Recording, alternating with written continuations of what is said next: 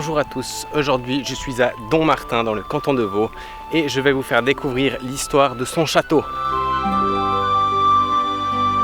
Je suis en ce moment en train de longer un petit chemin qui me permet de rejoindre les vestiges de l'ancien château. La fondation de cette place fortifiée remonte à la fin du royaume de Bourgogne, lorsque les terres alentours passèrent aux mains de l'évêché de Lausanne.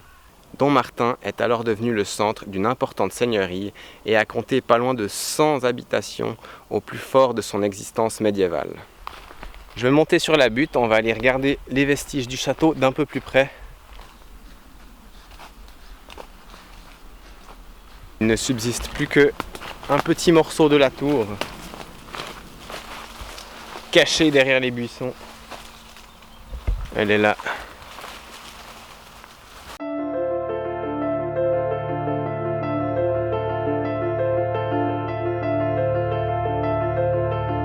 Au tout début, le château était constitué d'une tour fortifiée en bois qui a ensuite été remplacée durant le XIIIe siècle par la construction de pierre qui subsiste aujourd'hui. Le nom de Dommartin est historiquement célèbre. C'est ici qu'ont eu lieu 2 séries de procès vers la fin du Moyen-Âge concernant des actes de sorcellerie. En 1536, lorsque les Bernois envahissent le pays de Vaud, le château tombe entre leurs mains. À vrai dire, il ne sera pas très longtemps utilisé. Un second incendie ravage le bourg durant le XVIe siècle et le village est reconstruit un peu plus loin sur un plateau, là où se trouve le village actuel.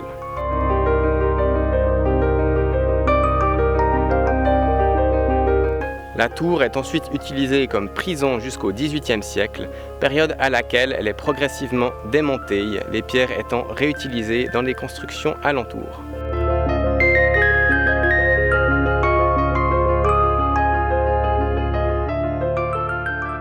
L'emplacement est stratégique. Le château a été construit sur un promontoire, entouré en grande partie par la rivière de la Mentue. Du côté non protégé par le ravin naturel, un fossé a été creusé. Je me trouve au sommet de la tour de Dommartin. Tout autour, c'est de la forêt. Il y a juste un petit espace qui permet d'admirer la vue sur le Gros de Vaud. Il faut savoir qu'au pied de cette tour se tenait à l'époque le bourg fortifié, qui comptait un peu plus d'une trentaine de maisons. De l'autre côté du fossé artificiel se trouvait le bourg inférieur qui lui n'était pas défendu par des murailles. C'est l'ensemble des constructions qui se trouvaient ici autour qui ont été ravagées par l'incendie au XVIe siècle. Et le nouveau bourg s'est construit sur le plateau, entourant ainsi la route qui reliait les différents villages de la région.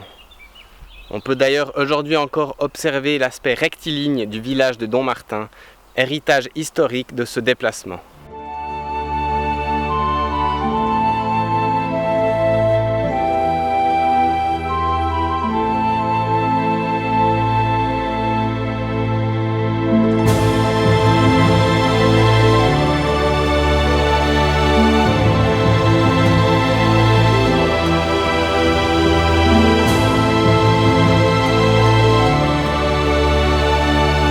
Je suis derrière les vestiges de la tour, sur un petit plateau qui abritait autrefois le bourg fortifié, celui qui se trouvait derrière les murailles. Ici aussi, la forêt a repris le dessus.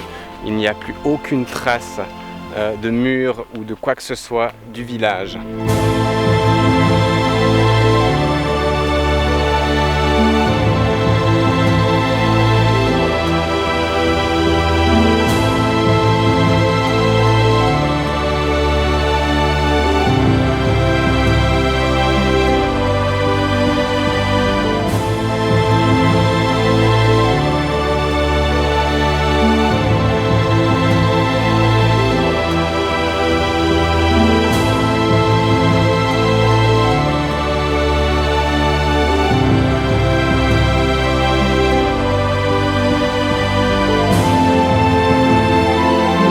Voilà, c'est la fin de cette vidéo. N'hésitez pas à la partager, à laisser un petit commentaire si elle vous a plu.